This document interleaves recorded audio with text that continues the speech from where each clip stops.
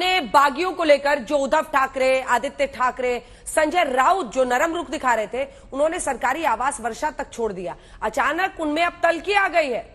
कैसे आ गई है तल्खी? क्या इसके पीछे भी कोई गेम प्लान चल रहा है? क्योंकि संजय राउत बेधड़क कह रहे हैं कि विधायक टूटने से पार्टी नहीं टूटती। उद्धव इमोशनल कार्ड के साथ कड़क भी बोल रहे हैं, जबकि आदित्य ठाकरे ने भी साफ साफ शब्दों में कह दिया है कि ज्यादा बोली लगी तो उन्होंने हमें छोड़ दिया।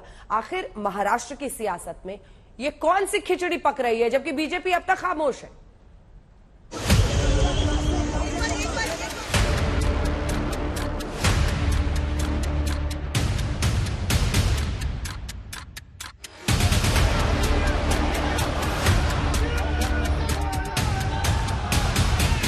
आता मी काही टिश्यू लावते, काय रडत बिडत नाहीये. मला कोविडमुळे जरा डोळ्यातून थोडं पाणी तर नाक कधीतरी गळते.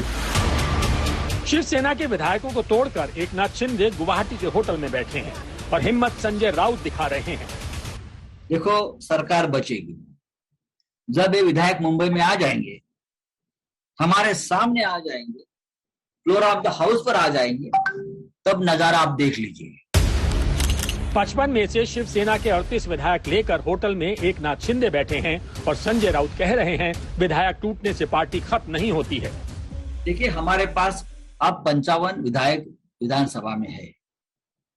उसमें से मैं मानता हूं सभी विधायक चले गए, जाने दो।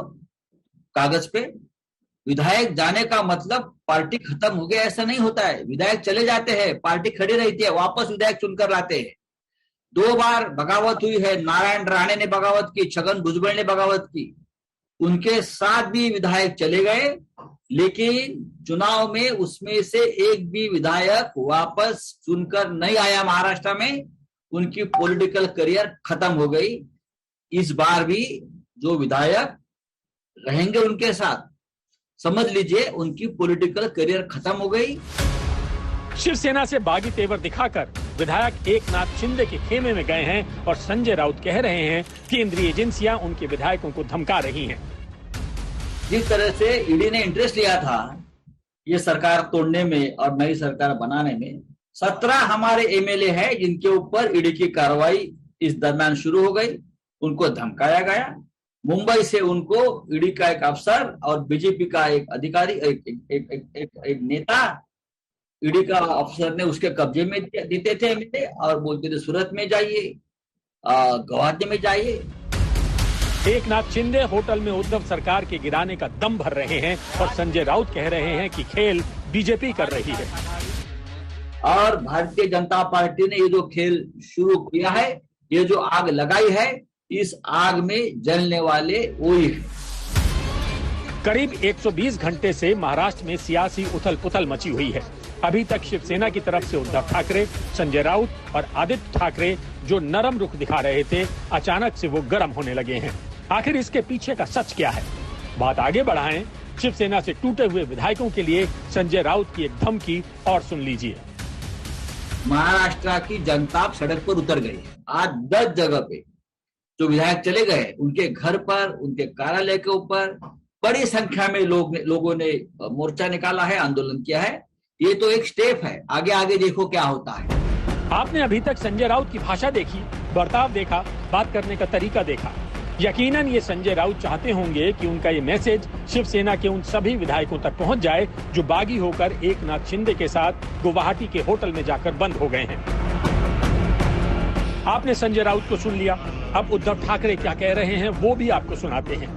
जी हाँ, शिवसेना प्रमुख उद्धव ठाकरे ने पार्टी की मीटिंग में इमोशनल कार्ड खेल दिया है। उद्धव ठाकरे ने कहा कि जो लोग ये कहते थे कि हम मरने के बाद भी शिवसेना नहीं छोड़ेंगे, आज वो मरने के पहले ही हमें छोड़कर क्यों चले गए। उद्धव ने कहा कि ये तमाम लोग जी कर दिखाए। उद्धव ठाकरे ये भी कहते हैं कि विधायकों ने उस शिवसेना को तोड़ने का काम किया है जिसे बाला साहब ने बनाया था। रक्ताचं पाणी करणारी शिवसेना पैसे। उद्धव ठाकरे ने मीटिंग में ये भी कहा जो सूखे पत्ते हैं उन्हें जाने दो, फिर से हरे पत्ते आएंगे। परवा मी बोललो आणि मी वर्षा सोडला आणि माझ्या मातोश्रीमध्ये आलो। काही जणांचे मला फोन आले, आजही येत आहेत की उद्धवजी तुम्ही वर्षा सोडायला नाही पाहिजे होतं. म्हटलं का? नाही, लोकांना असं वाटतं तुम्ही जिद्द सोडली.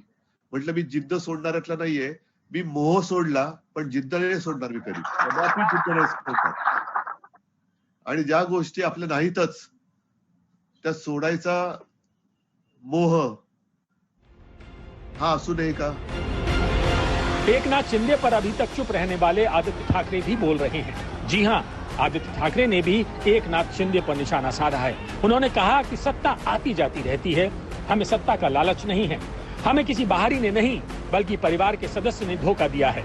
ज्यादा बोली लगी तो उन्होंने हमें छोड़ दिया। आणि सत्तेचं पण तुम्हाला सांगतो मी, आता आपली सत्ता आहे, आकडे आहेत ते तर राहणार, आणि आकडे विधिमंडळात जसं राऊत साहेबांनी सांगितलं असतात नसतात, सत्ता येत असते जात असते, हे सगळ्यांबरोबर होत असतं. उद्धव साहेब बोलले काही सांगू नका कोणाला, जे लोकांना वाटेल ते लोक करतील, कारण लोकांच्या भावना आपल्या सोबत आहेत, आपण चांगलं केलं कोणाचं वाईट केलं नाहीये हे लक्षात ठेवून पुढे जा। भले ही शिवसेना से बागी होकर एकनाथ शिंदे विधायकों के साथ गुवाहाटी के होटल में बैठे हों, लेकिन उद्धव ठाकरे, आदित्य ठाकरे और संजय राउत की सारी बातें उनके कानों में भी पहुंच रही हैं। अब एकनाथ शिंदे क्या कह रहे हैं वो भी आपको सुनवाते हैं। कल 12 डिस्क्वालिफिकेशन के पिटिशंस फाइल किए गए हैं शिवसेना की तरफ से। इन पिटिशंस को देखते हुए आपका आगे का रवैया क्या रहेगा? माइनॉरिटी में जो लोग हैं उनको कार्रवाई करने का, डिस्क्वालिफिकेशन करने का अधिकार ही नहीं है, और मीटिंग अटेंड करने के लिए नहीं किया, इसके लिए डिस्क्वालिफिकेशन नोटिस देने का कोई अधिकार नहीं।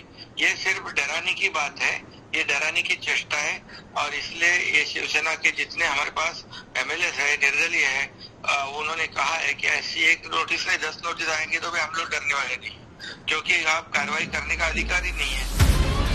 महाराष्ट्र में सियासी घमासान तगड़ा छड़ा है और इस घमासान में बीजेपी खामोश है, लेकिन हर कोई बीजेपी की खामोशी की वजह जानना चाहता है, क्योंकि एकनाथ शिंदे का बागी होना और शिवसेना के विधायकों को तोड़ना आखिर ये किसकी स्क्रिप्ट का हिस्सा है। आज तक ब्यूरो।